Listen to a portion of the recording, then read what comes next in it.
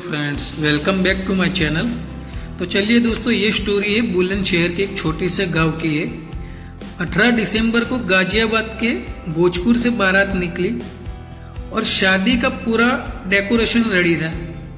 काजी को भी निकाह करने के लिए बुलवा लिया था। लड़के वालों ने जहेज की लिस्ट पढ़ना शुरू किया।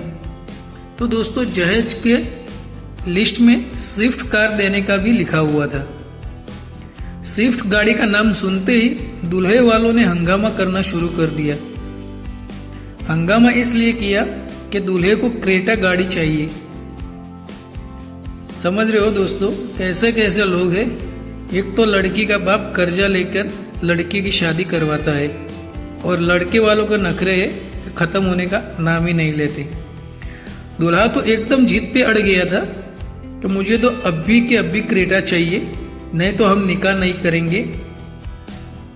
और जाहिर सी बात है कि उन लोगों ने उनको समझाया भी होगा, बड़े बड़े लोगों ने उन्हें दूल्हे वालों को भी समझाया भी होगा, लेकिन उसके ऊपर तो क्रेटा का भूत सवार था।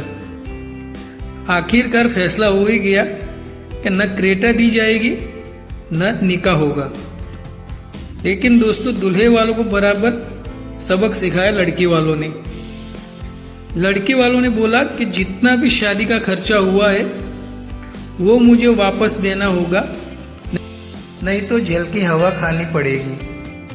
दोस्तों, ये खर्चा इतना ज्यादा था कि लड़के वालों को पसीना निकल गया। इतना था, 17,25,000 रुपया था और वो भी अभी के अभी देना होगा। दूल्हे का तो दिवाला ही निकल गया दोस्तों, लेकिन एक सबक भी उनको मिल गया। तो दोस्तों, आगे बढ़ते 3 बजे से लेकर रात को 12 बजे तक लड़के वालों ने 12 लाख ही जमा किया और बाकी का 5 लाख और 25,000 बाकी थे। तो क्या क्या मालूम है, आप सुनोगे तो आपको भी हंसी आ जाएगी। दूल्हे साहब जो गाड़ी में आए थे, वो गाड़ी और बाकी औरतें जो सोना पहन के आई थी, जैसे हम लोग आम बारातों में देखते हैं कि लड़की लोग सोना जवेरात वो सब पहन के आती है, वो सब गिरवी रखवा दिया।